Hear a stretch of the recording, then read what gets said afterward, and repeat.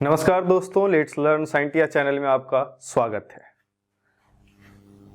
2-4 दिन वीडियो नहीं आई, चलिए कोई नहीं, ठंड था बहुत ज़्यादा तो थोड़ा वीडियो में विलंब हो रहा है। कोई नहीं, कोशिश कर रहा हूँ मैं, अभी नया हूँ, थोड़ा इसके सिस्टम को समझने की कोशिश कर रहा हूँ। यूट्यूब अभी बहुत कुछ समझ में नहीं आया है यूट्यूब के बारे में। हाँ, कोशिश कर रहा हूँ, समझ जाऊँगा, कोई दिक्कत नहीं है। आप लोगों के लिए बेहतर ही कोशिश करूँगा। तो पिछले लेक्चर में जो हमने बात करी थी बल आघूर्ण की, तो बल आघूर्ण टॉर्क की बात करी थी। उसमें हमने कहा था कि जो बल जो किसी वस्तु को घुमाने का कोशिश करे वही बल आघूर्ण है। आज हमें बात करनी है अभिकेंद्रीय बल की। याद करेंगे, अभिकेंद्रीय बल, अभिकेंद्रीय बल की बात हमें करनी है। अब समझिएगा अभिकेंद्रीय बल को, सबसे थोड़ा कॉन्सेंट्रेट होकर समझिएगा कि अभिकेंद्रीय बल क्या। बहुत कंफ्यूजन होता है अभिकेंद्रीय बल और अपकेंद्रीय बल में, बहुत लोगों को कंफ्यूजन होता है। थोड़ा समझिएगा कि अभिकेंद्रीय बल क्या है। इसी को अंग्रेजी में कहा जाता है सेंट्रीपिटल फोर्स। इसी को अंग्रेजी में कहा जाता है सेंट्रीपिटल फोर्स। ये जो सेंट्रीपिटल फोर्स है, मैं जब लिखूंगा इसके बारे में तो ये FC से मैं डिनोट करूंगा। इसको याद रखिएगा, FC, इसके साइन को मैं FC से डिनोट करूंगा। तो सबसे पहले मैं बात करता हूं, आपने मेरे अगर पिछले लेक्चर को देखा होगा उसमें हमने बात किया था वृत्तीय गति के बारे में, हमने बात किया था कोणीय विस्थापन के बारे में, हमने बात किया था कोणीय वेग के बारे में। जब हमने उन सब टॉपिक्स पे बात करी थी तो हमने बताया था कि जब कोई पिंड, मान लीजिए कि हमारे पास कोई एक गोल का रास्ता है ना, गोल जैसा रास्ता है, इस पर हमें चलना है। और इस पथ पर जो गोल जैसा है, इसमें देखिएगा कि एक पिंड यहां से इस बिंदु पर आ गया, मतलब बिंदु A से बिंदु B पर पहुंच गया। जिस वृत्ताकार पथ पर ये कण या पिंड चल रही है उसका कोई ना कोई तो केंद्र होगा ना, तो मान के चलते ये इसका केंद्र है, सेंटर है। ठीक है, ये जो सेंटर है, सेंटर के सापेक्ष यह पिंड जो है, एक काला वाला पिंड एक जगह से दूसरे जगह पर पहुंच गया। जब ये इस वृत्ताकार पथ पर चल रही होती है तो इसकी दिशा हमेशा बदलती है, इसकी दिशा हमेशा बदलते रहती है। इस दिशा बदलने के वजह से याद रखिएगा, जो यहां पर वेग है, वेग के अंदर दो चीजें होती है। वेग पता है हमें कि सदिश राशि होती है, एक वेक्टर क्वांटिटी है ना। सदिश राशि याद होगा, पहले लेक्चर को चलिए देखिएगा, उसमें आपको पता चलेगा राशियां क्या होती है। फिजिकल क्वांटिटी हमने बताया था, स्केलर क्वांटिटी, वेक्टर क्वांटिटी। तो उसमें बात कीजिएगा तो वेग जो है एक सदिश राशि होती है। सदिश राशि का कॉन्सेप्ट यही है कि इसका परिमाण भी होगा और इसमें दिशाएं भी होगी। तो जब इसमें परिमाण है और दिशाएं हैं तो परिमाण इसका बदलता नहीं है, परिमाण इसका बदलेगा नहीं, लेकिन दिशा बदलेगी। परिमाण जो है, परिमाण नहीं बदलता है ना, नहीं बदलता है, लेकिन इसकी दिशा हर बिंदु पर बदलती है। थोड़ा राइटिंग समझ लीजिएगा, बहुत गड़बड़ है लेकिन ठीक ठाक भी है, समझ में आ जाएगा। तो हमने कहा कि जो वेग का परिमाण है वो कभी नहीं बदलता, लेकिन जो इसकी दिशा होती है वो हमेशा बदलती है। इस दिशा बदलने की वजह से इस पिंड पर एक त्वरण कार्य करने लगता है। समझिएगा मैं क्या कह रहा हूं कि वेग जो है, वेग का परिमाण नहीं बदला, मतलब मैग्नीट्यूड, परिमाण को अंग्रेजी में मैग्नीट्यूड कहते हैं या वैल्यू कहते हैं, है ना। जो लिखते हैं ना कि 10 मीटर प्रति सेकेंड का वेग है, ये जो 10 है ये 10 परिमाण होता है। देखिएगा उस लेक्चर में बहुत अच्छे से मैंने डिस्क्राइब कर दिया। और ये जो मीटर पर सेकेंड है इसका मात्रक है। और जब दिशा की बात होती है तो कहते हैं कि पूरब में वेग जो है, वेलोसिटी, उसको इस तरह से तीर से दिखाते हैं। तो यही तीर तो दिखा देता है कि ये सदिश राशि है ना। तो यहां पर हम बात कर रहे हैं इसका जो मैग्नीट्यूड है, मैग्नीट्यूड नहीं बदलता है, मतलब वैल्यू नहीं बदल रहा है, लेकिन इसकी दिशा बदल रही है हर हमेशा हर बिंदु पर। तो दिशा बदलने की वजह से इस पिंड का इस वृत्ताकार पथ के केंद्र की ओर एक त्वरण कार्य करने लगता है। दिशा बदलने की वजह से इस पिंड का इस वृत्ताकार पथ के केंद्र की ओर एक त्वरण कार्य करने लगता है। इसी त्वरण को कहते हैं अभिकेंद्रीय त्वरण। इसी अभिकेंद्रीय त्वरण को कहते हैं सेंट्रीपिटल एक्सेलरेशन। सेंट्रीपिटल एक्सेलरेशन भी कहते हैं अंग्रेजी में, याद रखिएगा। और इसका नाम है अभिकेंद्रीय त्वरण, जो त्वरण इसके केंद्र की ओर कार्य कर रहा है। इस अभिकेंद्रीय त्वरण को हम लोग फिलहाल AC से डिनोट कर लेते हैं, और ये AC को हम लिख लेते हैं।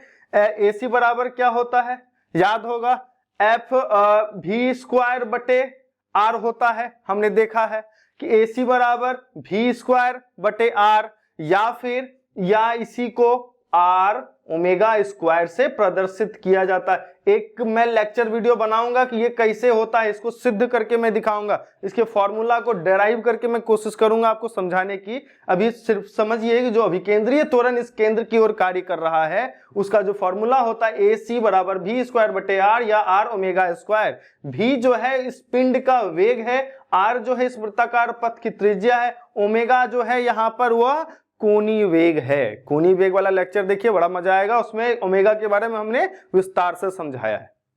ठीक है, तो यहां पर हम बात कर रहे थे कि यहां एक केंद्र की ओर त्वरण कार्य कर रहा है, जिसे हमने कहा अभिकेंद्रीय त्वरण। और याद होगा जब हमने न्यूटन के तीनों नियम के बारे में बताया था, न्यूटन के गति के नियम, न्यूटन के गति विषयक नियम में न्यूटन के 3 नियम, पहला नियम जड़त्व का नियम, दूसरा नियम जो था वो था संवेग परिवर्तन का नियम। तो याद रखिएगा न्यूटन के सेकेंड लॉ से, second law of motion, Newton साहब के सेकेंड लॉ ऑफ मोशन से, वहां पर हमें क्या मिला था। तो याद कीजिए जब मैंने न्यूटन के सेकेंड लॉ के बारे में पढ़ा था, उसमें हमने समझा था किसी वस्तु के संवेग परिवर्तन की दर उस पर लगने वाले बल के समानुपाती होता है। तो जिसके आधार पर हमें क्या मिला था, F बराबर ma।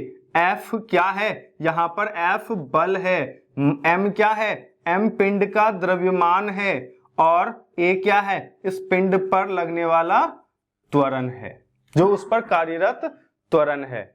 ठीक है, तो यहां पर थोड़ा ध्यान देंगे तो समझेंगे कि जो न्यूटन के सेकेंड लॉ ऑफ मोशन से मिला था वो हमें क्या मिला था।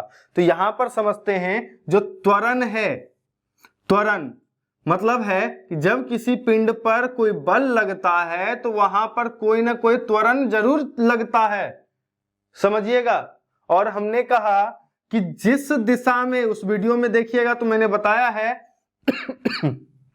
कि पिंड पर जिस दिशा में बल कार्य कर रहा है उसी दिशा में इस पर त्वरण भी होता है। मतलब इस दिशा से अगर बल लगा रहा है तो जो त्वरण की दिशा होगी वो यही होगी, इसी दिशा से वो जाएगा उधर। ठीक है, तो जो बल की दिशा होगी वही त्वरण की भी दिशा होगी, न्यूटन के सेकेंड लॉ में हमने बताया था। तो यहां पर हम बात कर रहे हैं कि जो त्वरण है वो किसी न किसी बल का ही परिणाम है। समझिएगा इस बात को जो मैं कह रहा हूं कि जो बल है या फिर जो त्वरण है वह किसी न किसी प्रकार से किसी बल का ही परिणाम है। मतलब बल वह बाह्य कारक है जो किसी पिंड पर लगकर उसकी स्थिति, ये मतलब है डायरेक्टली यहां पर कह सकते हैं उसकी गति में परिवर्तन करने की कोशिश करता है। और हमने पढ़ा था गति परिवर्तन की दर ही क्या कहलाता है, त्वरण कहलाता है। तो इसका अर्थ है कि फोर्स लगने पर त्वरण उत्पन्न होता है। अगर त्वरण हो रहा है इसका अर्थ है कि वहां पर कोई ना कोई फोर्स जरूर होगा। तो समझिएगा यहां पर कि यहां पर हमने कहा कि इस वृत्ताकार पथ पर जब गमन कर रहा है कोई पिंड तो इस यहां पर एक त्वरण कार्य कर रहा है। इस त्वरण के वजह से इस दिशा में, मैंने ये भी तो कहा ना कि जिस दिशा में बल होगा उसी दिशा में त्वरण होगा, मतलब जिस दिशा में त्वरण हो रहा है उसी दिशा में बल भी, ये भी तो कह सकते हैं ना। तो यहां पर मतलब है कि अगर केंद्र की ओर त्वरण कार्य कर रहा है इसी दिशा में एक बल भी लगेगा। क्या लगेगा, एक बल भी लगेगा। तो इसी दिशा में, इसी के ऊपर हम ओवरलैप करके एक मार्कर चला देते हैं और कहते हैं इसी दिशा में एक बल भी लग रहा है।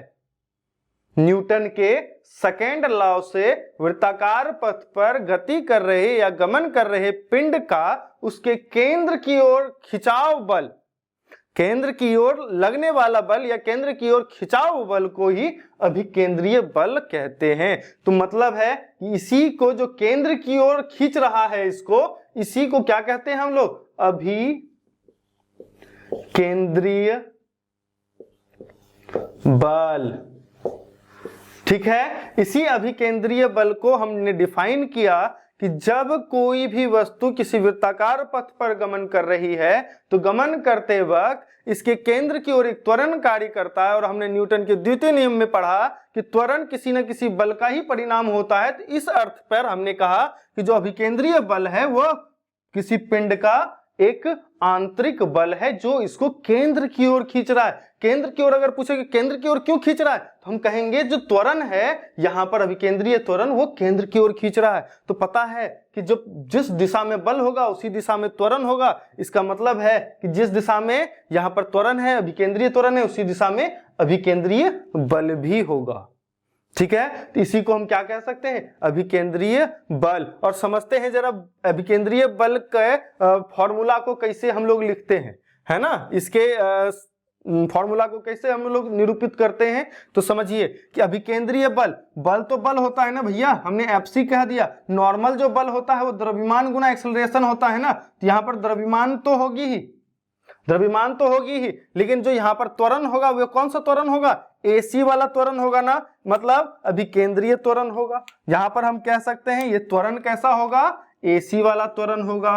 तो एसी वाला त्वरण होगा तो हम इसको क्या लिख सकते हैं, एम, यहां पर ऊपर में v स्क्वायर बटे r, और या में हम कह सकते हैं एम आर ओमेगा का स्क्वायर।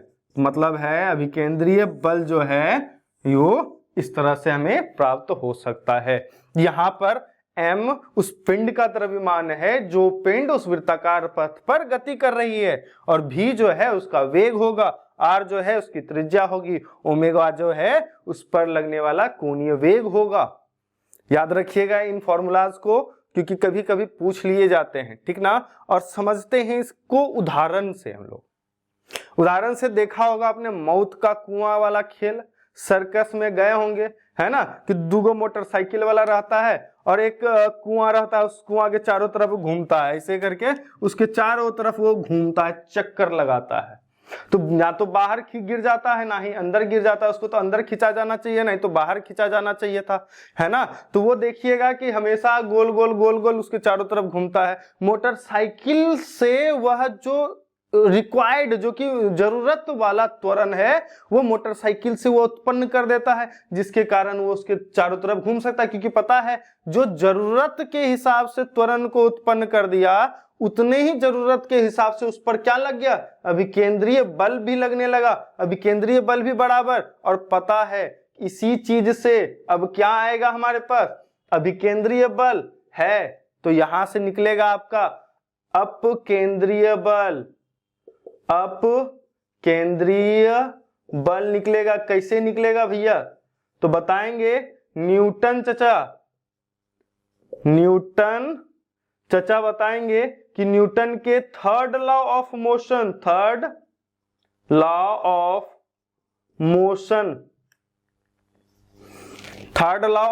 मोशन की बात करेंगे। क्योंकि हमने देखा था थर्ड लॉ ऑफ मोशन तृतीय गति में, गति के तृतीय नियम में हमने देखा था। क्या देखा था, तो याद करेंगे कि हमने कहा था जब किसी पिंड पर कोई बल कार्य करता है, उस पिंड के द्वारा विपरीत दिशा में उस वस्तु पर भी कोई ना कोई कार्य करता है। बताए थे ना कि जब हम इस पर एक थप्पड़ मार देंगे तो इस बोर्ड पर जो हम फोर्स लगाए, बल मतलब हम जब इस पर हाथ लगाएंगे, मतलब क्या, हमने इस पर बल लगाया, तो बल लगाया तो इस बोर्ड के द्वारा भी हमारे हथेली पे देखते होंगे चोट लग जाता है ना। तो मतलब क्या है कि इस बोर्ड ने भी तो कुछ ना कुछ बल लगाया, तब तो चोट लग गया, ऐसे कैसे चोट लग जाएगा। तो वो जो वापस लौटाने वाला जो नियम है ना, वो न्यूटन के तृतीय नियम से आता है। मतलब है कि क्रिया के विपरीत और बराबर, हमने क्रिया किया इसके द्वारा विपरीत दिशा में और बराबर प्रतिक्रिया स्वरूप उतना ही बल हमको वापस लौटा दिया।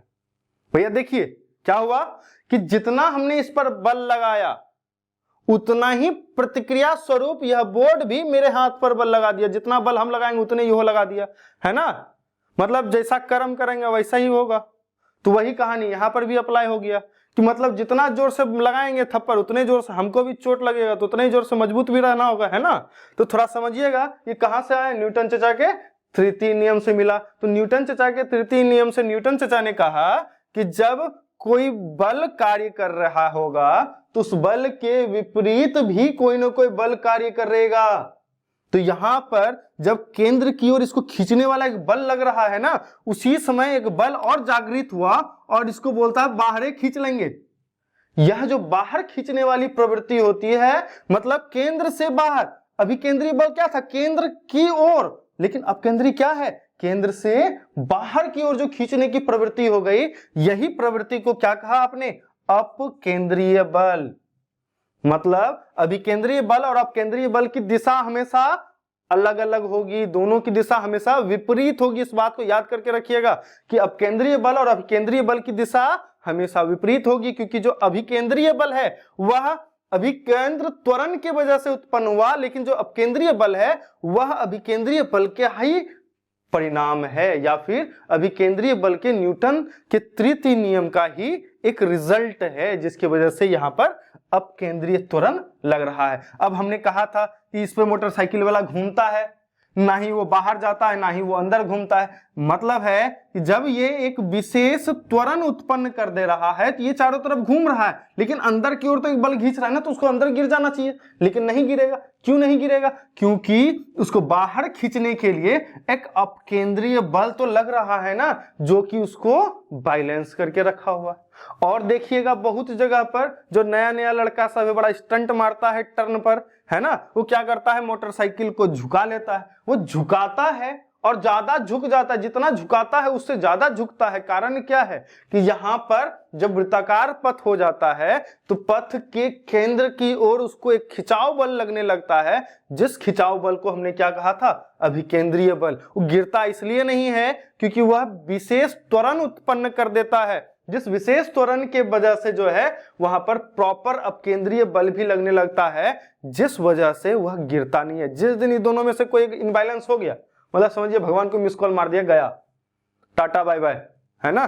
तो इसीलिए जो है थोड़ा सा ध्यान रखिएगा, जो अभिकेंद्रीय बल है और अपकेंद्रीय बल है दोनों भाई भाई है, जो कि एक दूसरे के विपरीत दिशा में देख रहा है, बोलता है हमको ये चाहिए तो हमको वो चाहिए, ठीक ना। तो दोनों ही एक दूसरे का परिणाम है, इस बात को हमेशा ध्यान में रखेंगे और अभिकेंद्रीय बल को थोड़ा अच्छे से पढ़ेंगे। और इस पुस्तक में देखिएगा इसके कई सारे उदाहरण आपको मिल जाएंगे, जैसे कि कोई व्यक्ति वृत्ताकार पथ पर चल रहा है, उसको खींच रहा है, या फिर आप देखिएगा कि हमने कहा कि हम लोग आगे चल के गुरुत्वाकर्षण के बारे में पढ़ेंगे, तो गुरुत्वाकर्षण में हम पढ़ेंगे कक्षा के बारे में पढ़ेंगे। कक्षा मतलब ऑर्बिटल पाथ के बारे में पढ़ेंगे, है ना। तो ऑर्बिटल पाथ में हम कहेंगे कि एक सूर्य है और उसके चारों तरफ कोई ग्रह है जो चक्कर लगा रहा है। तो चक्कर लगाने का कारण क्या है कि इस सूर्य के गुरुत्वाकर्षण के कारण एक प्रॉपर जो है अभिकेंद्रीय बल लग रहा है और इसको बाहर खींच रहा है, कौन सा, अपकेंद्रीय बल, जिसकी वजह से ये एक निश्चित पथ को फॉलो कर रहा है।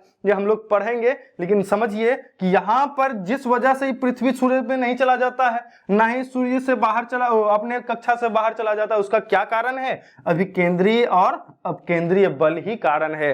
अभिकेंद्रीय बल लगेगा तो अपकेंद्रीय बल लगेगा ही लगेगा, अगर अपकेंद्रीय बल लगेगा तो अभिकेंद्रीय बल लगेगा ही लगेगा। और इस बात का ध्यान रखिएगा, अगर दोनों में से कोई भी इंबैलेंस हो गया, अगर मान लीजिए कि यहां पर ये अभिकेंद्रीय बल लग रहा है, Fc लग रहा है, और इसका विपरीत जो है ये बल कार्य कर रहा है ना, तो याद रखिएगा माइनस Fc कह देते हैं, याद रखिएगा जिसके सामने माइनस लगा दिए वो उसका विपरीत हो गया, है ना, ध्यान में रखिएगा। तो यहाँ पर Fc कार्य कर रहा है और यहाँ पर माइनस Fc कार्य कर रहा है। इसका मतलब है अगर दोनों में से कोई भी इंबैलेंस हो, अगर ये कमजोर पड़ा तो ये बाहर खींच लेगा इसको, है ना, और अगर ये कमजोर पड़ा तो ये इसको अंदर खींच लेगा।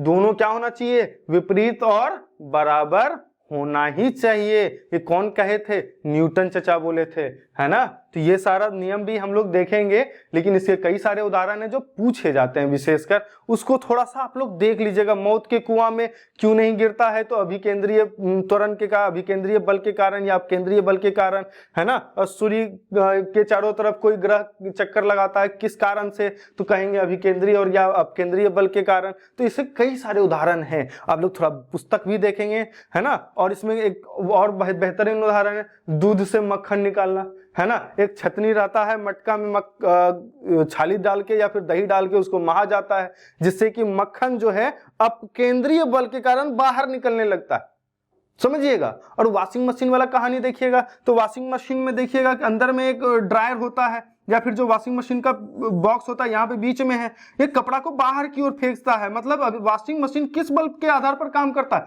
अपकेंद्रीय बल के आधार पर काम करता है। मक्खन निकालना किसका बल के कार्य करता है, जैसे छतनी मारना शुरू किया, मक्खन बाहर निकल के फेंकाना शुरू कर दिया, किस बल के कारण, तो अपकेंद्रीय बल के कारण। बहुत सारे उदाहरण हैं, आप लोग पुस्तक में देखेंगे और थोड़ा सा इस पर कॉन्सेंट्रेट होकर पढ़ेंगे।